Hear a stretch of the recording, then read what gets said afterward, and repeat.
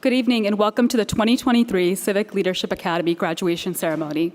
My name is Sadia, Sindhu, and I am the Executive Director of the University of Chicago Center for Effective Government here at the Harris School of Public Policy.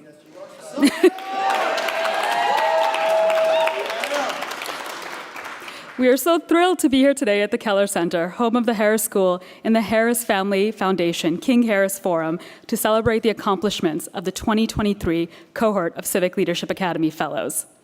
We're fortunate for the opportunity to bring together this cohort of 30 civic leaders with so many from our broader community, both in person and via live stream, including CLA alumni, our faculty, our advisors, and our champions of this program, our partners from the Harris School and across the university, and especially the friends, the family, and supporters of our fellows. You deserve a round of applause. I'd like to begin today's program by extending a warm welcome and a word of thanks to tonight's distinguished speakers and some of our most important partners in this work. You'll hear today from Andrea Sáenz, president of the Chicago Community Trust. We are thrilled that Andrea is here today to highlight the partnership between CEG and the Trust, and we are so grateful for their continued support of our work to engage Chicago civic leaders. We are also delighted to hear from Dilnaz Waraich, president of the WF Fund, whose commitment to civic empowerment and community building has propelled CLA forward for many years. Professor William Howell, the director of the Center for Effective Government, will also speak to you this evening. In addition to being a preeminent scholar and expert on issues we grapple with every day at the Civic Leadership Academy, he has been with our CLA and fellows every step of the way, this year and for the past 9 years, as the program has grown and evolved into this incredible thing that it is today, a critical part of our work at CEG. It's rare to find a faculty member so deeply invested in the work of practitioners and local leaders, and who truly understands and values their pivotal role in the pursuit of a more effective government and democracy reform. He's a trusted colleague and a true partner in this work, and I'm so thrilled you'll get to hear from him tonight. And finally, you'll hear directly from a member of our CLA community, a graduating fellow, JC Aevaliotis, Program Officer of the Polk Brothers Foundation. I know he will speak to you on behalf of the entire community of more than 270 CLA past and present fellows, many of whom are here tonight.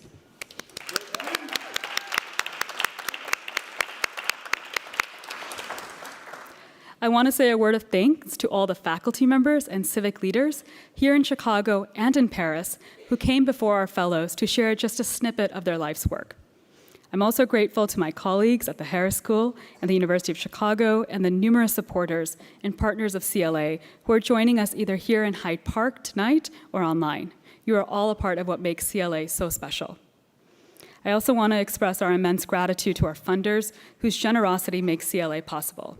They are the Harris Family Foundation, the Searle Funds at the Chicago Community Trust, the Walder Foundation, the WF Fund, and the Harris School of Public Policy. And also, I want to extend a very special thank you to the U.S. Embassy in Paris and the French Consulate in Chicago, who graciously welcomed us, helped us to see more clearly than we had the city that we were visiting, and for sharing their beautiful space and for their camaraderie and conversation. Additional thanks must go to the entire Center for Effective Government team, especially Hopi Melton, who has so thoughtfully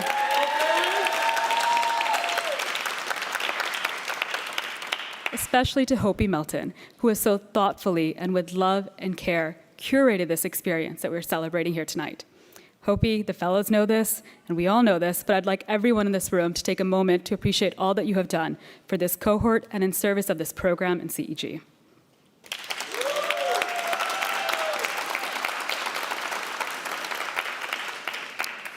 Finally, I want to thank everyone here who is here with us tonight for playing such a pivotal role in the lives and journeys of our fellows in the Civic Leadership Academy program. We depend on your support and your partnership. CLA is what it is because of you. I should also mention that the future of CLA depends on you as well, which is why we strongly encourage you to think of capable civic leaders in your lives and in your work, and refer to them to our 2024 cohort. If you have folks in mind, you'll find a nice QR code on the back of your program. When I spoke to many of you 6 months ago at our 2023 welcome ceremony, I spoke a bit about how CLA has evolved over time, morphing from an experiment of sorts, an investment in the civic infrastructure of our city, and in many ways, a bet on the individual and collective capacity of people like you to make change, into a thriving, vibrant network of leaders with a clear vision and a proof point for how your individual leadership development can transform into something bigger than yourselves and impact your organizations, your agencies, our city and county for the better. I also spoke about the journey that was in front of you, the 2023 cohort, and how it was filled with promise and possibility, but also with trials and tribulations along the way. As we sit together here to reflect on that experience, your journey in leadership alongside your colleagues, I suspect that you found both things to be true. I want to speak today about how these past 6 months offer you a model for how to carry on the journey of civic leadership and how you might approach the challenges that our leaders and democracy face not just in Chicago, but across the nation. Back in January, I described CLA, as I often do, as a one-of-a-kind program, but not for the reasons that you might expect. Yes, it is unique to bring together so many accomplished leaders, hard at work in different spots and corners of the civic sector across our city and county. It is unique in its optimism and its hope for the future of civic leadership, and the trust that we place in all of you and that you place in us, and the investment we make together in honing the kinds of qualities we expect from our leaders. But ultimately, CLA is hard work, and that makes it unique too. It is unique to ask so much of our leaders to think not only about their own development, but the development of their colleagues, the health of their organizations, and the strength of our city and county civic infrastructure. It is unique to expect fellows to confront head-on challenges and complexities that they face in their work and in the policy problems that abound across our city. And it is unique to ask fellows to bring their whole selves, their identities, their experiences, their contradictions, and all to a table that can feel at once too big and too small, too tense and too daunting. But fellows, you have risen to that challenge, embracing the unique discomfort time and again. You have read and reflected and debated and argued, all in service not just of yourselves, but your colleagues and your city and your county. You've all taken a seat at the table and brought your experience and perspectives to bear on the assumptions of others, the assumptions you hold about yourselves, and the challenges that you confront every single day.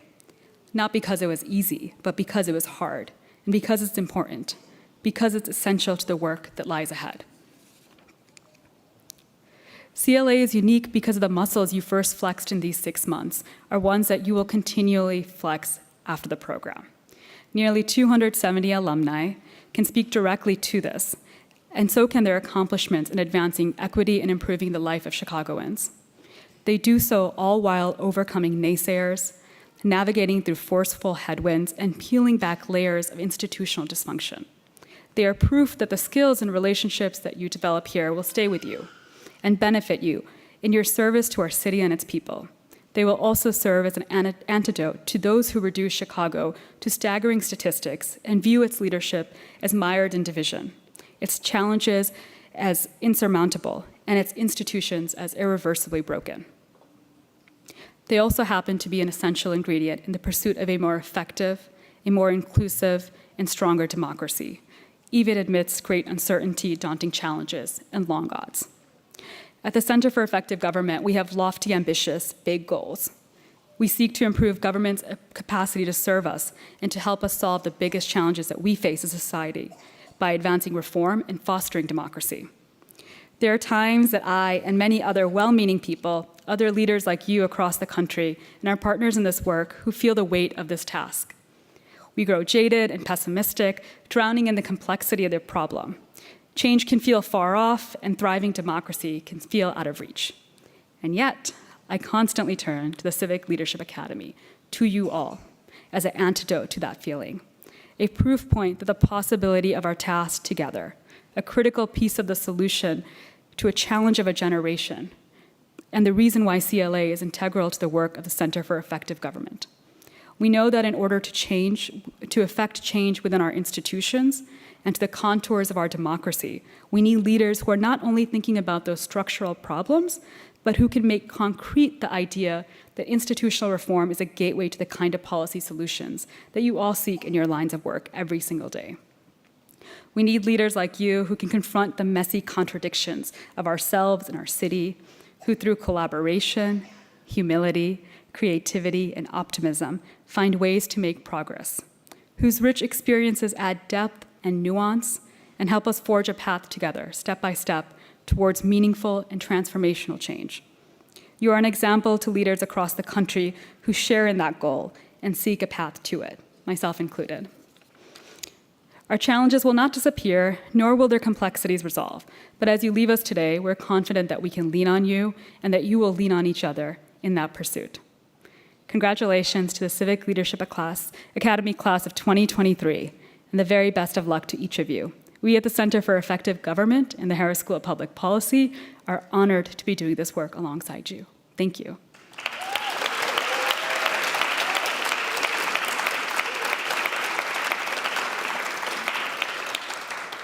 With that, I'm delighted to introduce the President and CEO of Chicago Community Trust, Andrea Sáenz. Before becoming the president of the trust in 2022, Andrea was a chief operating officer.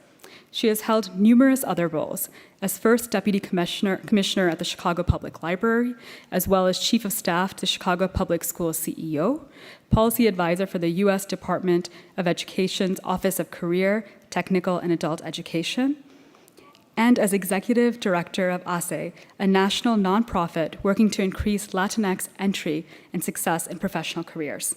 Please join me in welcoming Andrea to the stage.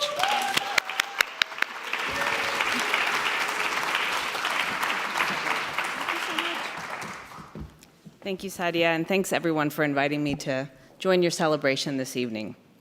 It's such a pleasure to be here, joined by so many distinguished guests, partners, alumni, and Chicago community leaders as we celebrate the graduation of a new cohort of Chicago Leadership Academy. You've done so much over these past 6 months. You've had the conversations necessary to promote collaboration across sectors. You've learned from world-class educators and heard new viewpoints that hopefully challenged the way that you came into the program thinking the world worked. You've gone abroad. I'm so jealous. You went to Paris. My God. Why didn't anybody invite me there? But you've learned about innovative approaches to problems that face us all as people.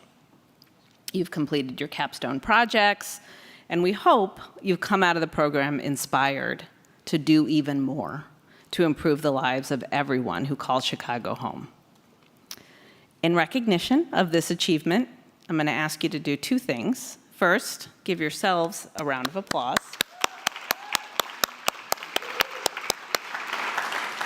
And now, please turn around and look at the people who helped you get here today, those who supported you through this learning experience, and give them a round of applause. We know it was not easy to juggle your day job with this learning. So we at the Chicago Community Trust are committed to strengthening the Chicago region by trying to tackle the root causes of the things that are holding us back. And as one of the country's oldest and largest, so second oldest, third largest community foundations, we've been working to improve the lives of Chicagoans for over 100 years. And it's through that lens that we have been such proud supporters of the Chicago Leadership Academy since its inception in 2014. You play such an important role in our collective capacity to move the needle on things that matter.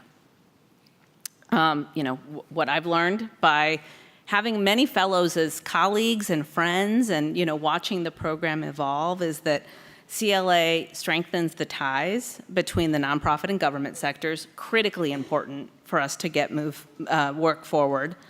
And in a city with such promise and such huge challenges, particularly for communities of color and those that are economically disadvantaged, and in Chicago, unfortunately, those two are often one and the same still. It's essential that we use this multi-sector lens to figure out how we get out of these issues, and that we really challenge ourselves to think differently and to think from outside of our own perspective and training. So, it's been wonderful to see that CLA is doing just that. It brings together civic leaders across different sectors. It aims to assemble a cohort that really represents our city, which is important and sadly still unique for many such programs. And it brings together people working on critical issues, from housing to climate justice, but all with our communities in mind. What I've learned is that fellows are empowered to speak up on behalf of their communities, especially those communities whose voices are often left out of policymaking decisions and kind of left out of big resource allocation tables. And it's all in service of this shared goal, right, of a better Chicago. I'm going to share kind of a weird story from very early in my career. Right out of college, I was working for the Women's International League for Peace and Freedom, founded by Jane Addams in 1913. The U.S. section then, in the 1990s, decided to tackle the war on drugs as an issue that would rally people behind more just policies, not only at home, but also towards Latin America. I had studied Latin American studies in college, so I came on to try to figure out how to make the argument, the policy argument, to change US policy in this area. It was very controversial, very sort of fraught. And one of the things that I was asked to do was organize a speaking tour. And it was a speaking tour of women from 3 Andean countries, the largest coca-producing countries in the world, and women from the US, from communities who'd been impacted by crack cocaine epidemic. We went to the UN General Assembly. It was a really interesting, kind of eye-opening experience for me to go across the country with these women and learn about their life stories. There's one story that sticks out for me all the time, and I think about it every day as I do work of all kinds. And it's this woman from Bolivia who said, we need alternative economic development opportunities in our community if we're to turn away the money that people are offering us for the coca leaf that we produce. And for years, we've been trying to be part of the decision-making process about what kinds of economic development opportunities should be brought to our country. And instead, what we get is a shipment of pigs. Because a German economic development organization, very well-intentioned, decided that that would be very lucrative if we were to raise pigs and sell them, and that would be our business. What they didn't understand is that, I live in a part of the country that has really wet soil. So the pigs immediately get rot hoof, which for female pigs impacts their fertility. So basically, all of this work, all of this effort, all of this good intention just went to waste because the very people who were experts in their own issues were never consulted before these big resource allocation decisions were made. So I share this with you hoping, that you will add that weird story to your toolkit now so that as you move on in your careers to shape policy, to shape programs, to shape things that are going to make our city better, you never send pigs to the Bolivian wetlands. Okay, yes, please, never do that.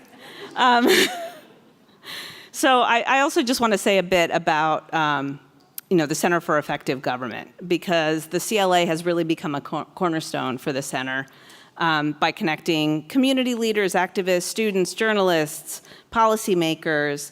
Again, I go back to, we need all these perspectives coming together towards a shared direction if we're going to make any progress. We've seen time and time again, people take a single issue lens and just really not be able to get anywhere. I'm also thrilled to see the alumni here, so many alumni here. It's a Friday evening, you could be anywhere. Right? But the connection among the fellows, the alumni, the Harris School is really magical, right? This network is strong and continues to get stronger. So I'll just close by saying, affecting lasting change, right, is going to mean overcoming barriers, working across administrations, working across election cycles. It'll require the kind of relationships that it looks like you've already built with one another and you're poised to build with the alumni and the other people kind of in concentric circles outside the network. Chicago really needs more leaders like you who have been prepared in the ways that the CLA has prepared you and who are committed to the kinds of work that you're already working on. So the design of the program, taking people who are already leading and giving them additional tools is just really a brilliant combination. So with the completion of your fellowship and your place in the CLA network, we will all be a step closer to a better Chicago. I really am grateful to you for having put in this work because it feels like it is an investment that you've made not only in yourselves, but really in our collective well-being. Congratulations and the best of luck to you as you write our next chapter.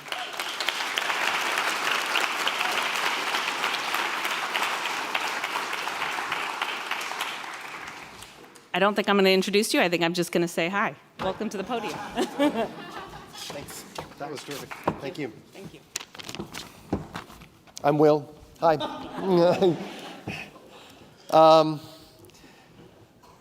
Oh, it's good to be here, and it's good to see all of you after 6 months. I thought I would just remind you what you did, and let all of you know what they did, because it's been a trip.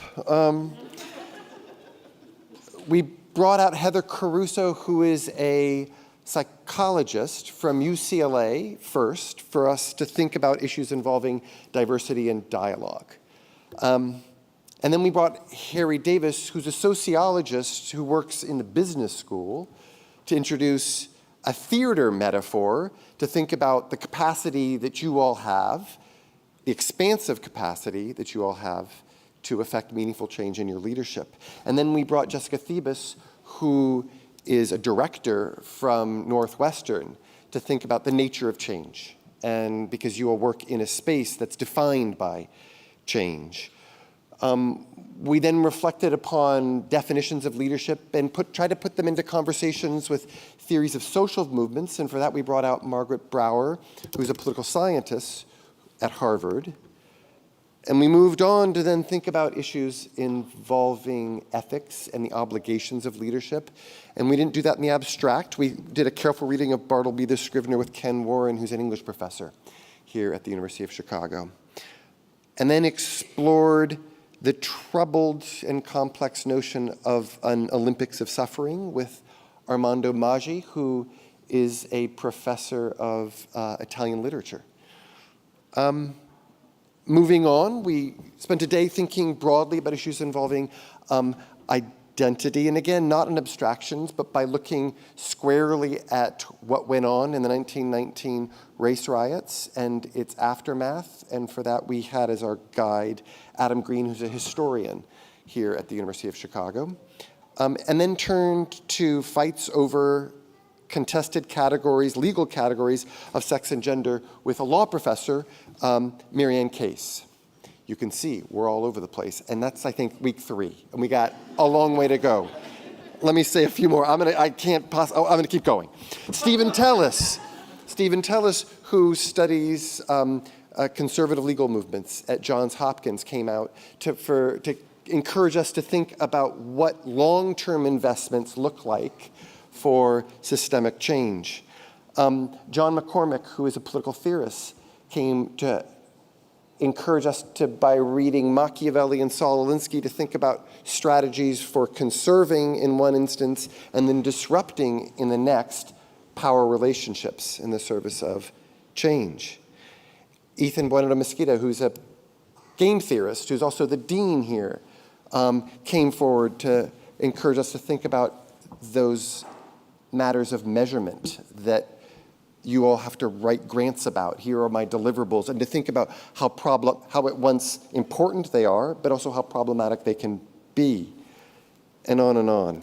I'm going to stop because it keeps going. We've got people from the law school. We've got people talking about intergenerational trauma from Colorado, political theorists with expertise on Syria to think about misinformation and disinformation. So what are we doing? Like, we're all over the place. Like, what are we doing?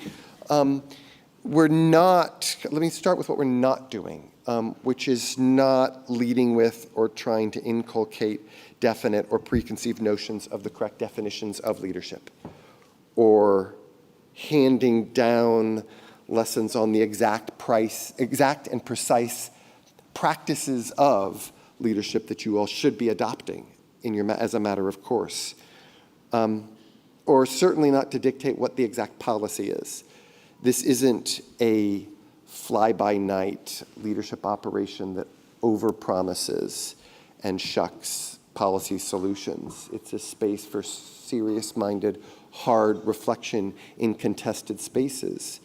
And we need to recognize it as such and to see the work that you all do, not to cheapen the work that you all do, but to see the value and the importance of the work that you all do by recognizing it for what it is. We're also an institution and a practice that's embedded in a policy school, in a Center for Effective Government that's embedded in a policy school that's also embedded here at the University of Chicago. And in that sense, we're not coming forward, while not being prescriptive, we're not coming forward in a way that's indifferent to values or to commitments. And I want to identify two that I think sit at the center of the work that we do, and the kind of community that we're trying to build here. And the first is rooted in and is defined in many ways by humility. I'm not talking about the thin humility that forms a coating of modesty to encapsulate pride or ambition. And I'm certainly not talking about the misguided humility that hushes and scolds. It's not it. I'm talking about a deep humility that holds firm and fast and that orients your outlook and sits at the center of your being.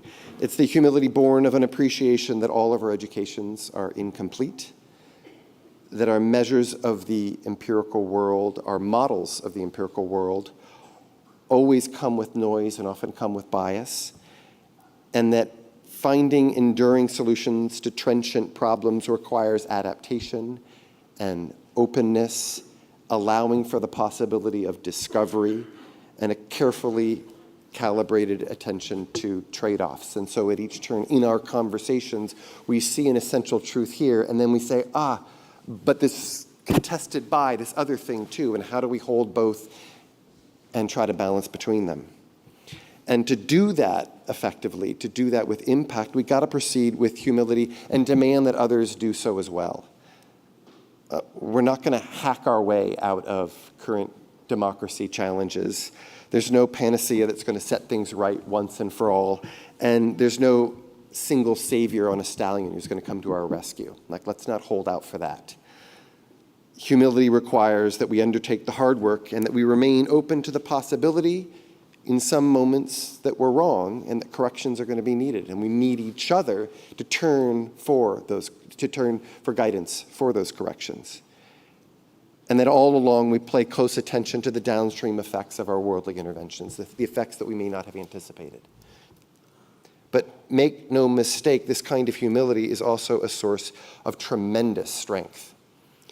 It allows us to see deeper into problems and to resist present fads and temptations and to avoid losing our way and to settle into the work at hand. And I think that's what we do here at the CLA. We settle into the work at hand. We don't have all the answers, but we also know that others don't have all the answers either.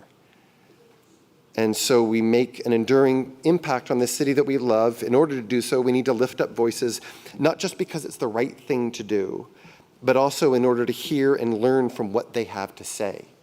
It's not just about putting them at the table, it's about taking them seriously and learning from them and adapting our practices so from a position of humility so that we can turn this city into something better, the city that we love. That leads me to a second conviction that derives from our understanding of the prerequisites for change and the objects that we hope will sit at the center of your leadership efforts, which is this need for work on institutions.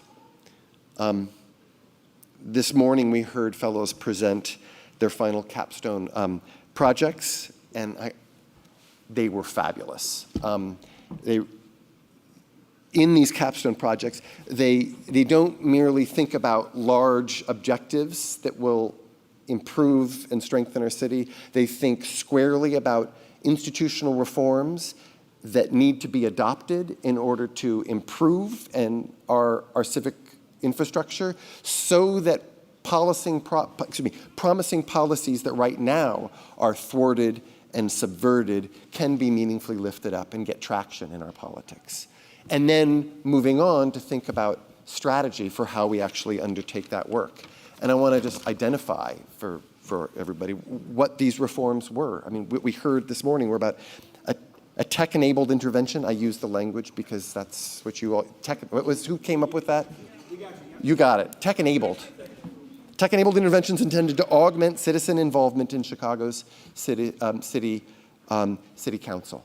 Right? How do we bring a city council closer to their population's myriad? Tech-enabled. There it is. Reforms to standardize and thereby improve the transparency and equity of the city's project development process. Efforts to reestablish a citywide Department of the Environment, one that existed before but ought to be brought back. Efforts to streamline and rationalize the event permitting process, and an effort to integrate all sorts of important public health services. The institutions that we have inherited should be seen not as objects that require preservation. That's not our task at hand. We should see them as matters of choice. And we can make different choices. And we can alter those institutions and do so in ways that lift up voices, that unleash energies, and allow for productive change moving forward. And I think that sits at the center of, again, as our second commitment, along with humility, of the work that we mean to do. Such is the work of systemic, ambitious, enduring change. It's what it means to get to the root of a problem. So there they are, humility and institutional change. We're going to keep after it. What an honor to work with these people who are committed to making the city better and brighter and more promising. Dilnaz, I get to introduce you. So let me say a few words about you, Dilnaz Waraich. He's the president of the WF Fund and a philanthropic advocate, a community builder, an educator, and an interfaith leader with more than 3 decades of experience in relationship building, cultural sensitivity, facilitation, spiritual engagement, and civic empowerment. A current fellow with the National Center for Family Philanthropy, Dilnaz also serves her her Chicago community as a trustee at the Catholic Theological Union, the Chicago Public Media, and the Pillars Fund. And as a vocal advocate, she is known for bringing awareness and recognition to multiple causes. She was instrumental in establishing the Community Collaboration Initiative, the Year of Learning, and the Muslim Collaborative Prizes, all of which were part of a 3-year community-based action research project hosted by Indiana University's Lilly School of Philanthropy. Thank you, Dilnaz, for being here. Yeah.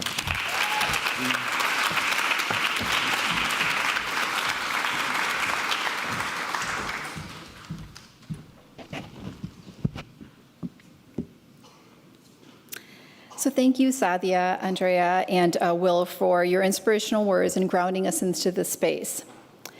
My remarks today will be focused on an African proverb that drives the work that I do with nonprofits and with philanthropy. If you want to go fast, go alone. If you want to go far, go together. Today is a tremendous day. As we gather here to celebrate the culmination of 6 transformative months of hard work, dedication, and growth, it is an honor to stand before you as you mark the completion of this journey through the Civic Leadership Academy. As I look into the sea of change makers, I reflect on how important you would have been as I was growing up in Chicago. So I came to Chicago when I was 2 years old from India. My dad wanted me to have choices. He knew as a woman in India, I probably wouldn't have had too many opportunities. However, growing up in Chicago, was not always easy as a female, as a Muslim, and as an immigrant. I was a little different than the students around me in my public school system. When I went to school, my mom didn't pack me peanut butter and jelly sandwiches. She packed me an unda sandwich, an egg sandwich, which was filled with spices, and she put it in my tin lunchbox, and it smelled pretty bad by lunchtime. I would show up to school with oily coconut hair because my mom thought that was important for me to have as I got older. I also didn't celebrate Christmas or Easter, but my teachers didn't care. They asked me regularly, write about your Santa Claus story, write about your Easter story, so I just created stories. Amidst these differences, there were also times when kids would pelt me with rocks and tell me to go back to my country, which left me hurt, battered, but above all, confused. I thought this was my city. I often wondered, I thought I belonged to Rufus M. Hitch Elementary School. My teachers, my classmates, my neighbors, they never took time to hear my stories, to understand the culture of my dress, my food, my language, and those days still haunt me today. But they also created the resiliency and purpose that I have in the work that I do. The WF Fund uplifts the nonprofits to do philanthropic advocacy. So you must be asking, what does it mean to be philanthropic advocate? Our fund doesn't just write a grant and walk away. We partner with our organizations. We create opportunities for engagement sessions, leadership workshops, grant writing strategies, and enhanced leadership relationship building. I have a purpose in my work because I know how it feels to be told you don't belong. I also know how it feels when you're just not enough. I also know as change makers, your time at University of Chicago Harris School of Policy, you have learned the importance of the partnership and creating learning engagements. You have heard from scholars from the University of Chicago and beyond who have provided you with tools of thinking about your particular leadership. You have delved into critical issues and have spoken to communities and affected communities and explored innovative solutions. You've listened to the communities. You have done all this work in a world-class institution, which is taking you from the best of the university and is offering you a service of your own leadership and the work of your organizations. But remember, change doesn't happen quickly. Be gentle with yourself. Make sure that as you're doing this heavy lifting, you're also thinking about your self-care. This work requires perseverance, resilience, and unwavering commitment. It will demand you to step out of your comfort zone, challenge the status quo, and also to confront the injustices in our city. It will require you to be comfortable being uncomfortable. I have no doubt that each one of you possesses the ability to create lifelong change. The Civic Leadership Academy has nurtured within you the seeds of leadership, empathy, and now it is your collective responsibility to nurture those seeds until they blossom into Chicago that is working collaboratively and focused on justice. Look around you. This is your community, and you do belong here, and you are just enough. Congratulations, class of 2023 CLA graduates. May your journey as leaders be filled with purpose, partnership, empathy, and the unwavering belief in the power of collective action.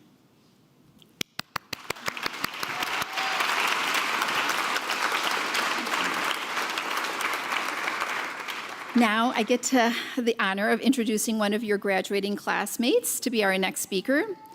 J.C. Aevaliotis is a program officer at the Polk Brothers Foundation, leading arts education grant making and collaborating in the foundation's education and youth development strategies.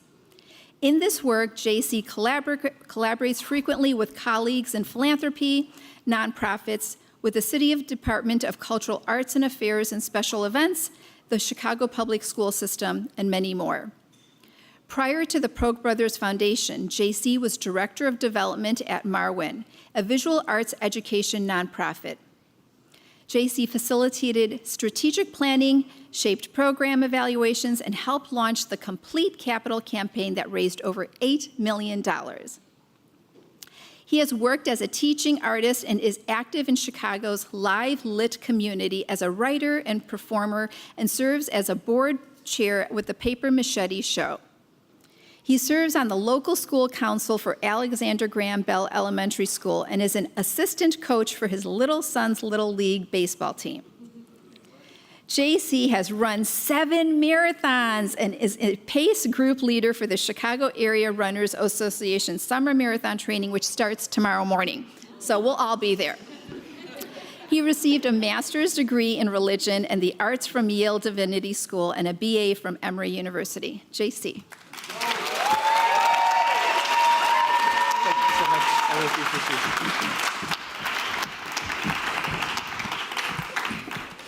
Thank you, Dilnaz. Thank you, Andrea.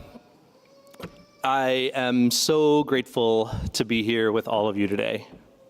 So grateful for all of you, 2023 CLA Fellows. There are 3 of us in our cohort that couldn't be with us tonight, Natalie Barrera, Ricardo Lopez, and Jorge Valdivia. We are thinking of you and sending you lots of love. When I think of CLA, I am so deeply grateful. To our families sitting up there, thank you all. Our partners and children and parents and friends, all the people who support us through the big moments in our lives. This is a heavy lift. We are grateful to those around us who carried more over the last 6 months so that we could be present here. Thank you to my wife, Devin. Yeah.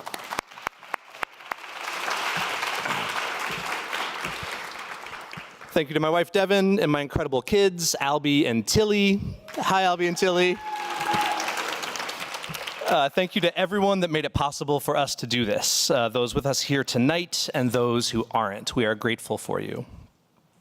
I also want to thank our employers. This is a huge time commitment.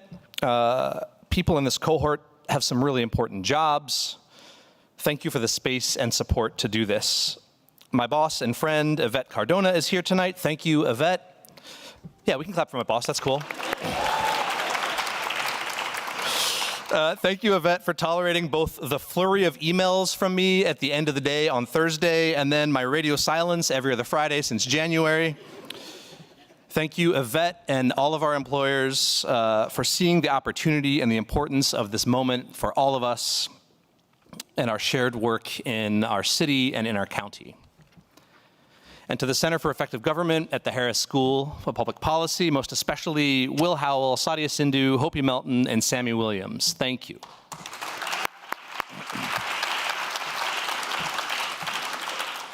I've never been given anything like this in my career. This program has made me feel so deeply cared for. It is an extraordinary gift. This space and this time and these incredible people you surrounded us with. The amazing professors, each class that you heard about from Will, CLA alumni, and the fellows, this cohort. This is a lot of work, and you did it with grace and good humor and joy amidst very full lives and big jobs. Will and Sadia are at the top of their game, and CEG does huge stuff. Will won a Guggenheim Fellowship while we were here.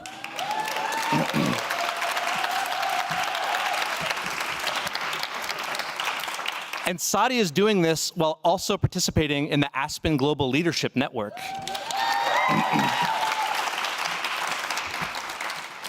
And somehow you both and the unsinkable Hopi Melton and Sammy Williams also always showed up every Friday with us and for us. We are very, very, very grateful to all of you.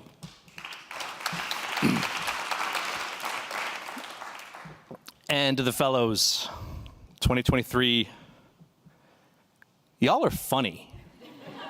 Like really, really funny. When I think of CLA, I think of laughing with you all. I think of the joy in connecting with one another over too many glasses of wine in Paris, or over too many glasses of wine at the bar next door to the Keller Center. So many moments of laughter and levity before, during, after classes. The kind of laughter that is really recognition, a way of seeing and connecting with other people. You all are also brave in sharing your stories, the sometimes painful paths you took to get where you are right now, in lovingly pushing back, to calling people in the cohort into accountability and into community, and identifying moments when the program is working great and moments when it could be better, and calling to account the university that houses this program and the complicated, beautiful, wounded city in which all this is taking place, and recognizing that we, all of us, work in institutions and sectors that bear the marks of historical injustice and long-standing inequity. The fellows are 15 government representatives and 15 nonprofit representatives. It's a mix unlike anything I've ever experienced in my career. To hear from people working in law enforcement or healthcare, in city and county departments with whom I've never interacted, in nonprofits and sectors with whom I have no experience, some of whom I know well. CLA is a prolonged and intentional encounter across all kinds of difference. Differences in culture and multiple facets of identity and job and career stage and more. There were times when I discovered surprising commonalities, points of unexpected connection. And there were times when it was critical to acknowledge the utter particularity of someone else's experience. Both were extraordinary gifts. CLA has confirmed and shaken up things that I thought I knew about this work and the people who do it. I met some folks that are already helping me in my work, and a bunch of folks I know I'll work with someday, even if I don't quite know how or when. And CLA alumni are a part of that, shaping my work before the cohort and encouraging me to apply. To the alumni in the audience, thank you. Y'all show up.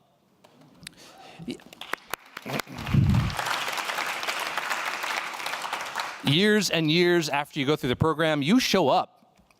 I think I'm starting to understand why. Networks help. They're important, personally and professionally. That's not news. But this program has taught me some things about what networks look like, what they can do, how they happen, what makes them stick. I spoke some about laughter earlier and joy. I think these are critical to the best, most effective networks, at least for me.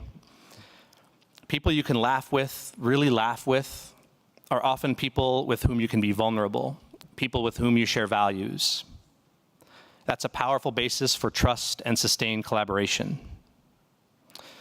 You heard from Will. Over the last several weeks of the program, we completed capstone projects. We were split into groups to identify an important issue and a specific institutional reform to address that issue. Transformational change, but in very particular ways. My group chose resident engagement in city government, or lack thereof, and a reform that would require buy-in from the mayor, from city council, from the city clerk, lots of others, something small. Will, Sadia, and Hopi very thoughtfully laid out a step-by-step process for each of our groups to complete our project, involving a very little bit of class time in each of the last 4 or 5 CLA sessions. Sadia would say things like, don't think too hard about this. It's pretty simple. All you're doing is identifying the change you're trying to make, who the stakeholders are, whether they're opposed or in support or neutral, and what their incentives are. You have 15 minutes. Will would say, make it transformational. Something that moves the needle, but make it specific. And choose an interesting one. Do it with gusto. He literally said the word gusto. I'm pretty sure there was a twinkle in his eye while he said it. And I felt 2 contradictory things each time my group met.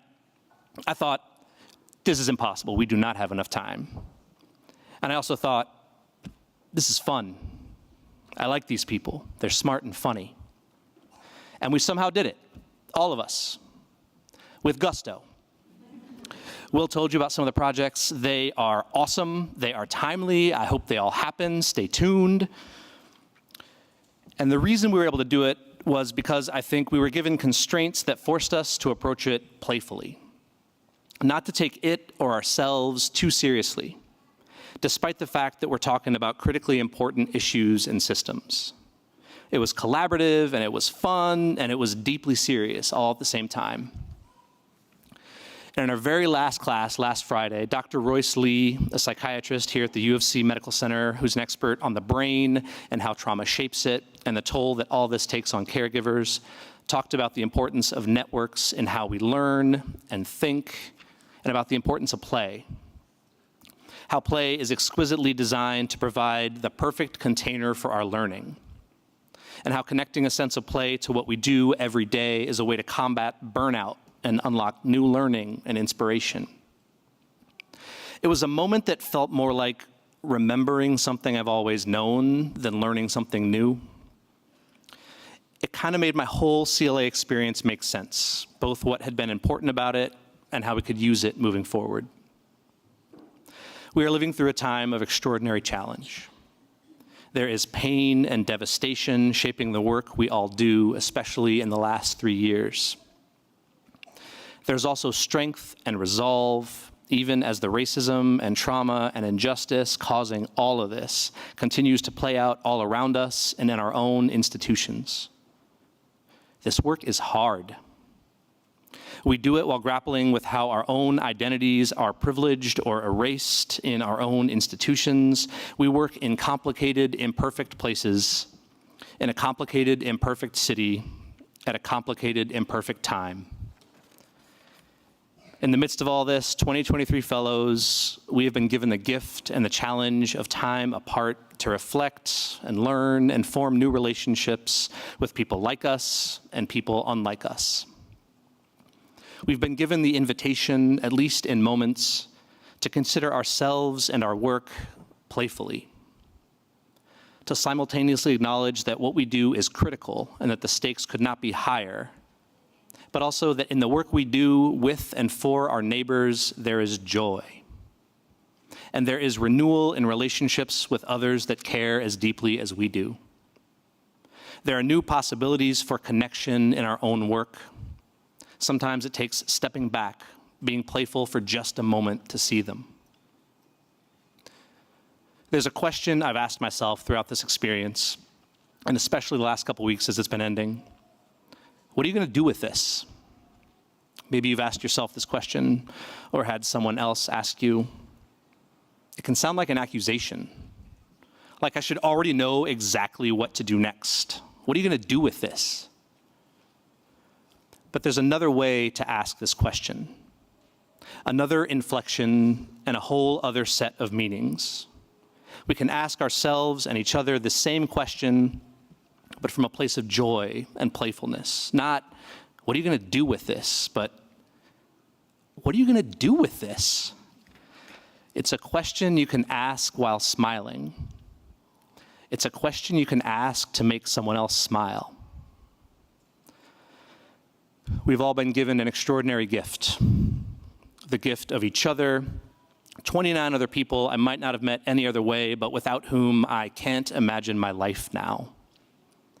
The gift of 240 CLA alumni who are walking some of the same paths on which we find ourselves now. The gift of Sadia and Will and Hopi and Sammy who are already working hard to find the 30 lucky souls who will receive this gift next year. My friends, for us, CLA is ending, and it's also just beginning. The work we do is serious, and the stakes are really high. Leadership is hard, and it is lonely, but it can also be playful and joyful, and a way to connect with others from the truest parts of ourselves. In fact, it needs to be. So when it gets really lonely, really uncertain, let's remind each other. Let's ask each other with a playful smile, what are you going to do with this?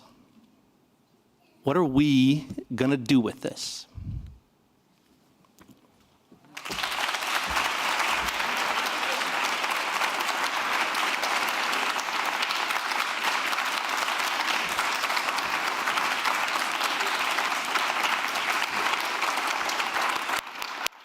Thank you, JC, for those remarks. That was lovely.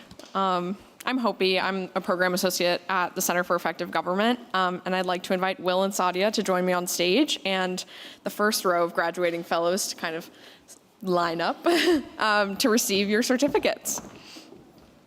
I think these ones. Yeah. This is the moment.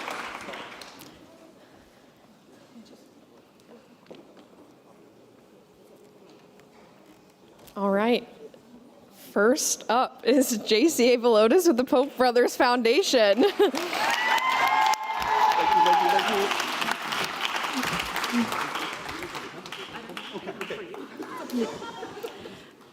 Next up is Natalie Barrera, who could not be here tonight, but give her a clap. Get the Better Chicago.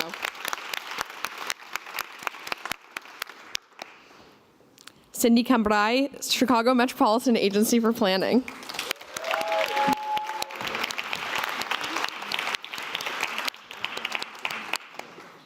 Lizette Carretero, The Resurrection Project.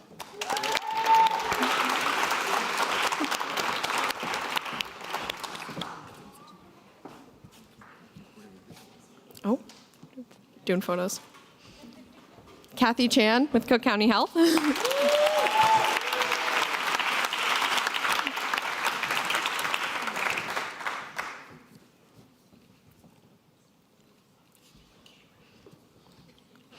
Dion Dawson with Dion Chicago Dream.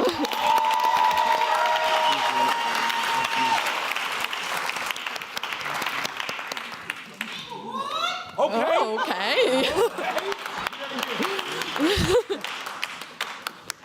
Clancy Disa with the Seminary Co-op Bookstores.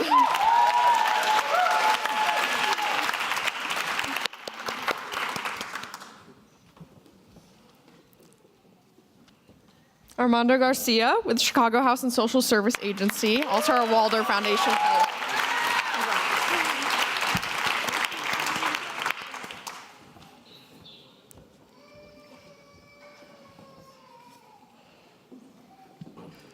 Raquel Garcia Alvarez with Forest Preserves of Cook County.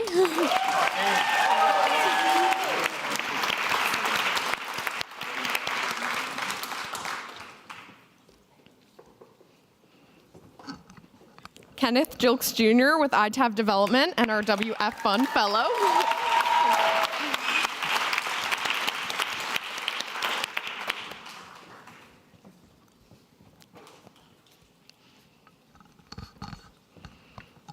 Shelley Hughes with the Chicago Public Library.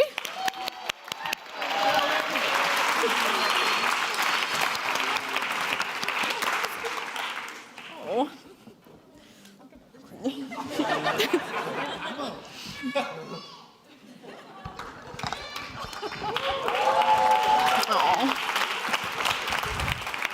Nina Idamudia with the Chicago Department of Planning and Development.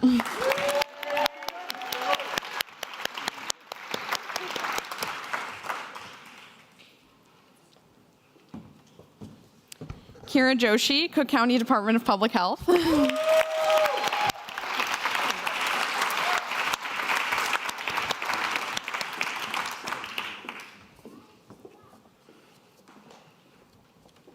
Christina Kappa, Cook County Justice Advisory Council.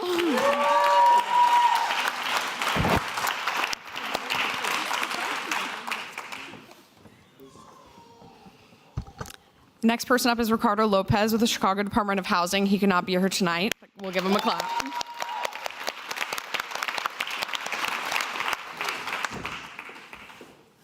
Mike Martin, Cook County State's Attorney's Office.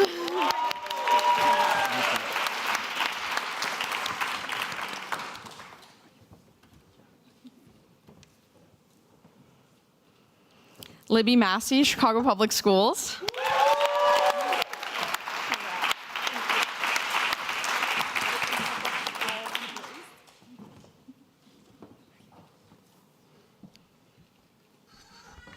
Nick Roberts Mathutis, Cook County Office of the President.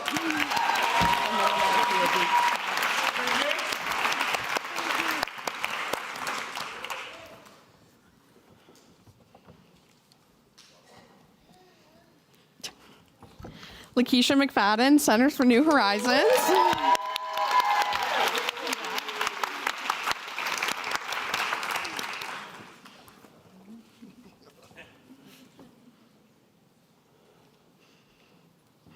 Kimberly Morris, Chicago Neighborhood Initiatives. Oh, you have a big cheer.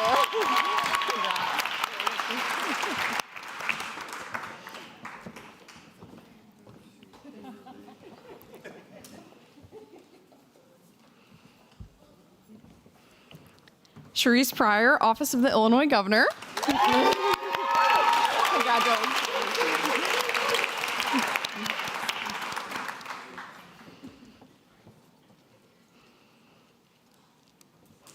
Mira Raja with P33. Congratulations.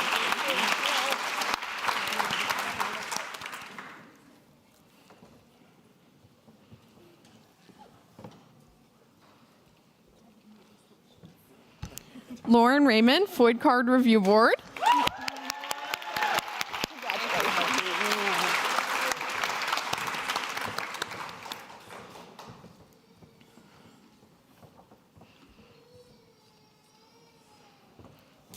Chelsea Ridley, Open Books and Lawndale Pop-Up Spot, and our Jessica Pryor Scholar.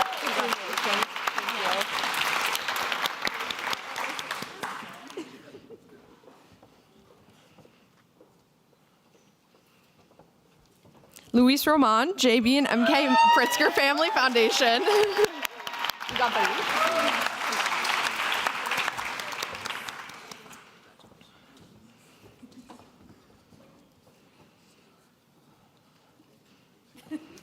Vernon Schleier, Law Office of the Cook County Public Defender. Thank you.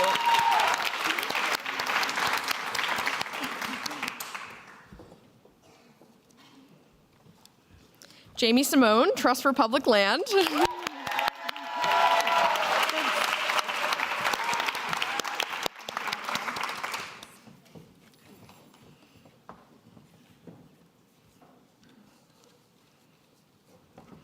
Lindsay Sloan with Brightpoint.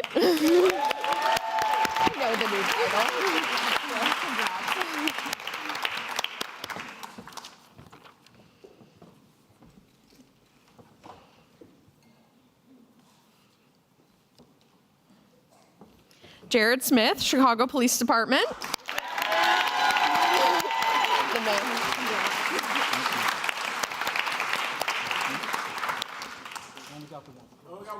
Oh my God.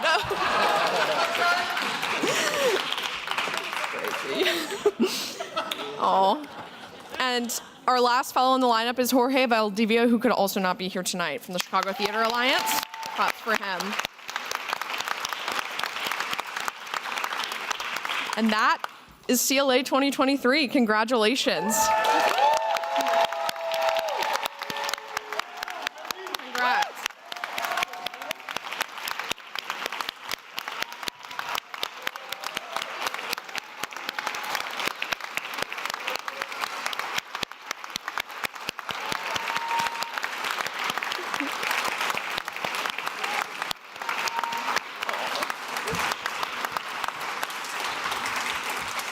Thank you all so much.